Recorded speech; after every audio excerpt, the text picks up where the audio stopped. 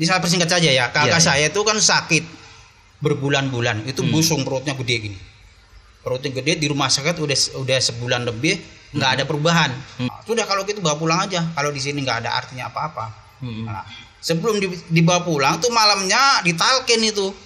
Udah satu keluarga ditalkin dan kakak saya memang nggak bisa bangun tidur. Itu perut dalam kondisi besar tidak bisa bangun Nggak intinya bisa malam bangun. itu. Makanya saya tanya, ini kakak saya nggak bisa bangun, Kiai, bagaimana? Nggak apa-apa.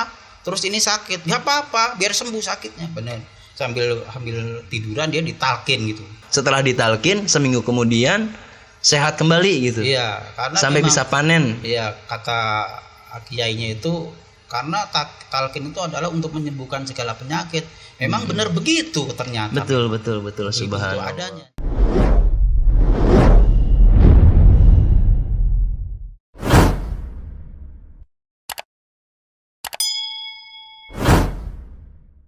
Assalamualaikum warahmatullahi wabarakatuh. Kembali lagi bersama kami Flash Channel Cager Bager. Taat, akurat, bikin hidup lebih manfaat. Alhamdulillah, pada kesempatan kali ini kami Flash Channel bisa menghadirkan narasumber dari Purworejo. Meskipun jauh, alhamdulillah bisa menyempatkan waktunya untuk syiar bersama Flash Channel dalam rangka mengamankan, melestarikan. Semoga pemirsa di rumah sehat jasmaninya, dimudahkan segala urusannya, dan jangan lupa untuk mendukung channel ini agar bisa terus syiar, subscribe, like, comment, and share. Selamat datang Ustadz Beniran. Assalamualaikum warahmatullahi wabarakatuh. Waalaikumsalam warahmatullahi wabarakatuh. Alhamdulillah sehat Ustadz. Alhamdulillah. Sedikit perbincangan Ustadz. Saya ingin tahu historikal tentang Ustadz Boniran sebelum mengarah ke Thariqah Qadiriyah Naqsabandiyah Ma'had Suryalaya. Sebelumnya apakah sudah langsung bertemu dengan Guru Agung atau memang hidup di jalan dulu atau bagaimana? Sedikit cerita untuk syiar agar pemirsa di rumah tahu Ustadz. Kalau saya ceritakan panjang. Jadi sebelum saya bertemu dengan seorang guru, yaitu guru mursyid, Marsaba Aos, itu memang saya tidak semudah itu melalui perjalanan yang sangat panjang. Jadi dulu sebelum saya mendapatkan seorang guru mursyid, saya belajar dakwah. Awal mulanya itu. Belajar dakwah saya dulu awalnya sebenarnya cuma diajak sama kawan saya yang memang sudah cukup lama saya kenal, namanya sekarang udah jadi Ustadz Ahmad Khairuddin. Alhamdulillah. Nah, ketika itu saya diajak, saya sebagai supir aja waktu itu. Nyupirin beliau ya. Nyupirin beliau untuk belajar dakwah. Saya anterin ke kantor pusat Nahdlatul Ulama. Oh, berarti perjalanan kantor pusat Nahdlatul Ulama untuk LDKNU ya? Iya. LKDNU. Itu dari Ustadz Acong dulu, Ustadz Ahmad Khairuddin ya. Lalu beliau yang belajar, saya yang nyupirin. Oh, niatnya nyupir. Terus saya tuh disuruh ikut masuk ke ruangan itu, ruangan belajar itu. Nah, saya masuklah di situ. Nah, setelah masuk ya saya jadi ikut belajar di situ. Secara tidak langsung diperkosa lah ya. Jadi tanpa saya tahu asbab musababnya tiba-tiba langsung masuk dan langsung ikut pelatihan dakwah. Di situ secara otomatis saya jadi ikut belajar di situ. Alhamdulillah. Sudah dari situ terus saya belajar selama 6 bulan. Selama 6 bulan. Iya. Selama 6 bulan, beberapa bulan kemudian kami bertiga, saya dulu bertiga tuh belajar.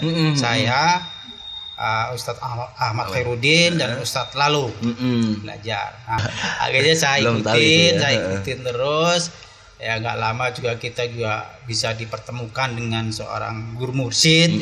Katanya waktu itu karena saya belum tahu lah ya. Tahu yang namanya mursyid itu apa. Ternyata subhanallah setelah saya bertemu dengan seorang mursyid, saya jadi terkagum-kagum melihatnya. Merasa terbimbing lah. Iya, ya. Oh ternyata inilah yang selama ini kita cari. Gitu.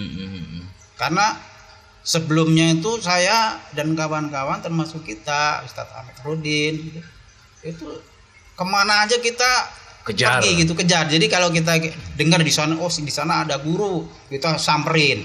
Di sana ada guru, kita samperin. Kalau seandainya gitu. di sana ada yang bisa jalan di atas air, Iya, samperin. pokoknya gitu Ada yang dah. bisa sholat di atas pohon, samperin. Tapi ya itu hanya sebatas sampai di situ sudah. Sepertinya nggak ada yang cocok tuh, nggak ada yang masuk di hati saya gitu.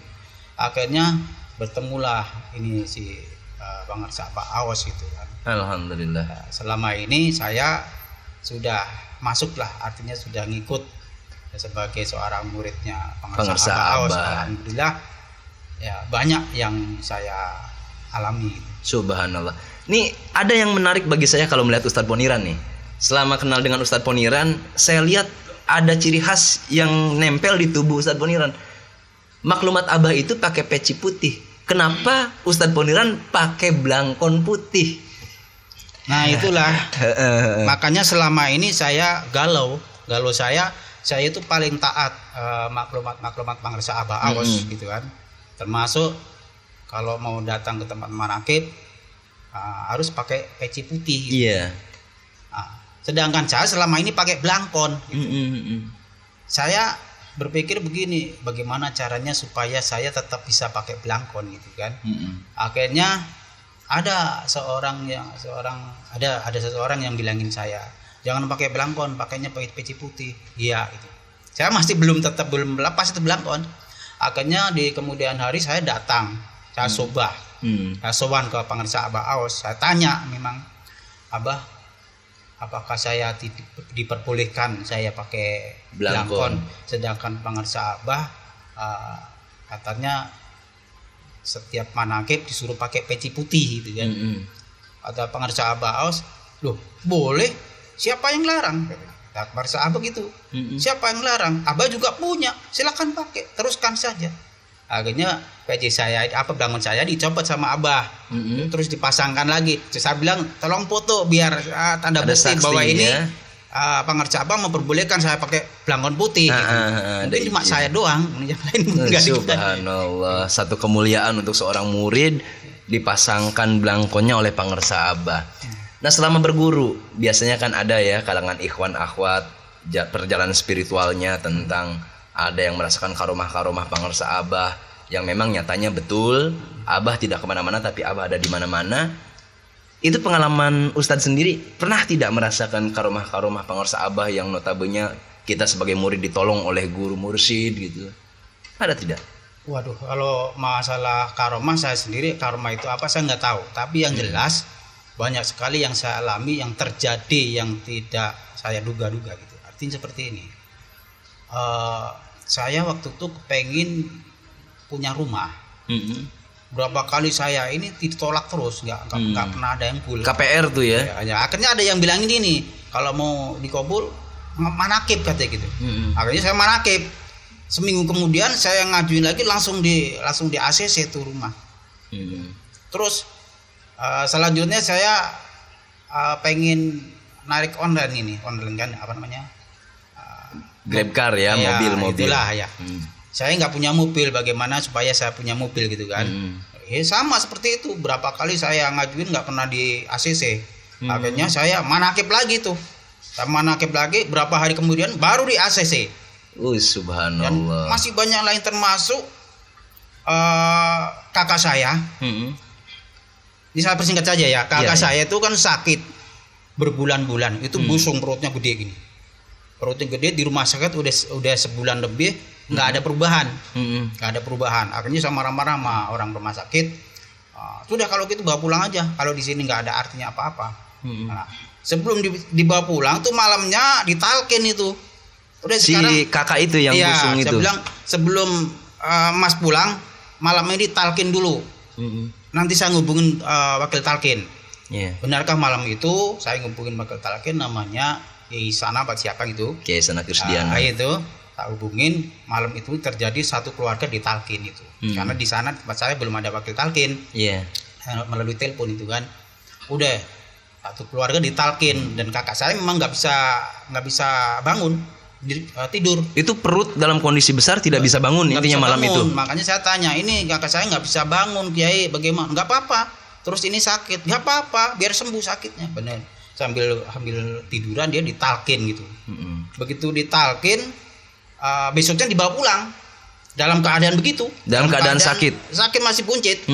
Aduh, deh bawa pulang. Terus saya ke Jakarta gitu kan. Ditinggalkan lah oleh saya Ustadz ke Jakarta. Dia pulang ke rumah. Seminggu kemudian saya WA gitu kan. Di mana keadaan? Udah mulai duduk. Itu dalam waktu seminggu itu jarak dari talkin sampai seminggu. Ya. Ustadz Poniran di Jakarta ya. Seminggu saya WA. Katanya udah mulai duduk, udah makan gitu. Seminggu kemudian dia udah keluar dari rumah. Maksudnya udah jalan-jalan ke halaman rumah. Gitu. Udah saya agak tenangan gitu kan ya, karena perutnya juga udah kempes gitu kan. Dan sebulan saya nggak WA, nggak apa, nanya apa, tahu-tahu saya ngeliat statusnya dia kok tahu-tahu ada di sawah gitu, lagi manen padi. Kakak saya itu sakit tadi dan memang benar-benar sembuh gitu. Ini salah satu bukti kebesaran bahwa pangersa Abah, guru ruh kita adalah manusia yang bisa memberikan keselamatan baik secara jasadiah maupun secara ruhaniyah ya. Alhamdulillah kamil mukamil. Jadi untuk kawan-kawan yang lainnya ya terserah, percaya nggak percaya, memang itu yang terjadi. Itu kisah nyata, bukan saya cerita, bukan saya ceritain, tapi saya ini benar-benar terjadi. Gitu. Benar-benar terjadi kejadiannya kepada kakak di saat itu. Kakak busung lapar, busung perutnya tidak bisa jalan, lemas, lemah lunglai, pokoknya di rumah sakit, dibawa pulang, setelah ditalkin seminggu kemudian sehat kembali gitu. Iya, karena sampai memang, bisa panen. Iya, kata kiainya itu karena talkin itu adalah untuk menyembuhkan segala penyakit. Memang benar begitu ternyata. Betul subhanallah. Itu adanya. Jadi ya bagaimana orang nggak percaya, terserah yang nggak percaya ya. Kalau saya nggak maksa untuk percaya, penting juga nggak boleh kita membuktikan, biar terbukti sendiri. Intinya Ustadz Poniran ini merasa mahabbah, merasa yakin kepada pangersa Abah bahwa Abah itu adalah mursyid kamil mukamil yang bisa menyelamatkan jasmani ruhaninya Ustadz Poniran gitu ya. Iya, kalau saya yakin banget ya. Yakin saya. Subhanallah. Saya sekarang malah tambah yakin dengan mempunyai guru seorang mursyid yang memang enak banget lah, artinya ajarannya itu tidak sesulit apa yang dikatakan orang. Yang katanya orang katanya toriko harus begini, harus begitu, juhud, tidak butuh dunia. Ternyata di pangersa Abah butuh keseimbangan. Dunia ya dunia, akhirat ya akhirat. Karena selama kita hidup di dunia, kita butuh dunia. Dan itu harus bisa menjaga keseimbangan antara dunia dan akhirat. Itu subhanallah. Nah, Ustadz, perjalanan Ustadz di dalam bertorikoh ini kan sudah beberapa tahun. Ada nggak sih rasa jenuh? Zikirnya la ilaha illallah doang, zikirnya itu doang gitu. Kan biasanya orang yang pengen amalan atau amaliyah yang lain-lain ada tuh banyak ya. Bahkan ada guru yang bisa terbang, yang katanya sakti atau apa. Ini kenapa bisa mendorong Ustadz Poniran untuk berguru kepada Syekh Mursyid? Apa sih yang dilihat dari sosok Syekh Mursyid? Kalau kita bukan ingin membuktikan sebenarnya, karena memang sudah terbukti bahwa karomah pangersa Abah Awas itu yang sekarang ini sudah menjadi guru saya. Ya tidak perlu kita ceritakan, memang semua sudah terbukti. Karena keistiqomahan beliau juga dalam ibadah ya. Masalah dunia itu nggak ada yang susah gitu. Subhanallah. Saya termasuk orang yang tadinya susah, ya alhamdulillah punya mobil, punya rumah itu ya mungkin berkat doanya pangersa Abah, karomah pangersa Abah. Dan ini juga perlu diketahui oleh semua penonton di rumah. Kun talabul karomah wala kun talabul istiqomah. Jangan cari-cari karomah, carilah istiqomah. 1 kali istiqomah sama dengan 1000 karomah. Siapa saja yang mau mendapatkan karomah, istiqomah di dalam ibadah. Karena banyak contoh dari pangersa Abah untuk istiqomah di dalam ibadah memang sangat berat. Contoh pangersa Abah 11 menit sebelum azan beliau sudah duduk. Yang kadang kita sebagai murid ya Ustadz ya, masih tanggung karena sinetron lah, masih tanggung karena kerjaan lah. Tapi subhanallah, seorang mursyid kamil, sempurna, mukamil, memukamilkan muridnya. Mukamil, menyempurnakan murid-muridnya seperti kita-kita yang sering lalai. Alhamdulillah. Dan satu lagi Ustadz, di saat Ustadz sudah meyakini dan benar-benar mahabbah kepada pengersa Abah. Selanjutnya, apa yang direncanakan oleh Ustadz di dalam berguru? Rencana yang bagaimana kira-kira ya? Rencana di dalam beribadah, beramaliyah, mengamalkan, melestarikan, atau bagaimana? Kalau saya sudah tekad saya, pokoknya saya sudah tidak akan kemana-mana, ya. Karena inilah mungkin yang selama ini saya cari gitu. Jadi ya guru saya adalah pengersa Abah Aos.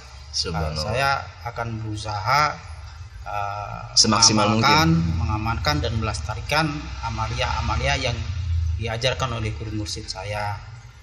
Dan alhamdulillah saya masalah soal sobah itu ya bisa sebulan 2 kali, bisa 3 kali, kadang sebulan sekali, bisa sebulan 2 kali. Yang penting saya kalau sudah melihat Abah itu sepertinya saya sudah ada rasa ketenangan gitu. Kalalah sama ngelihat artis-artis mah ya. Lebih-lebih ya Abah mah pokoknya subhanallah bisa mengalahkan kesenangan di saat kita melihat artis kan senang, tapi lebih senang lagi di saat kita melihat pengersa Abah gitu pokoknya. Ya, saya kalau sobah juga saya nggak banyak ngadu sih sama Abah, saya diem aja, yang penting saya bisa ngelihat Abah udah adem aja, rasanya udah tenang aja, udah kayak kita ngelihat perempuan cantik aja.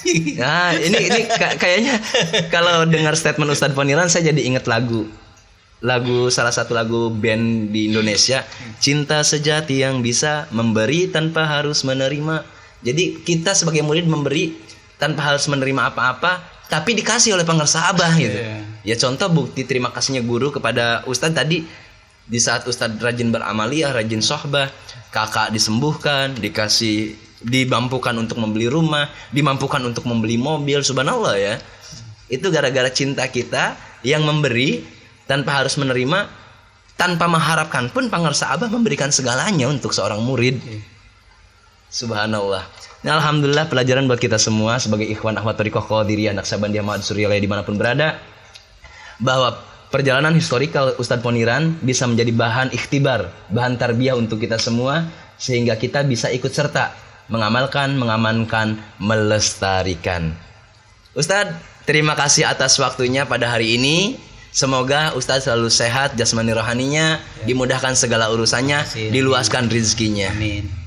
Alhamdulillah, terima kasih untuk semua penonton dimanapun berada, ikhwan akhwat terkhusus thariqah Qadiriyah Naqsabandiyah Ma'had Suryalaya.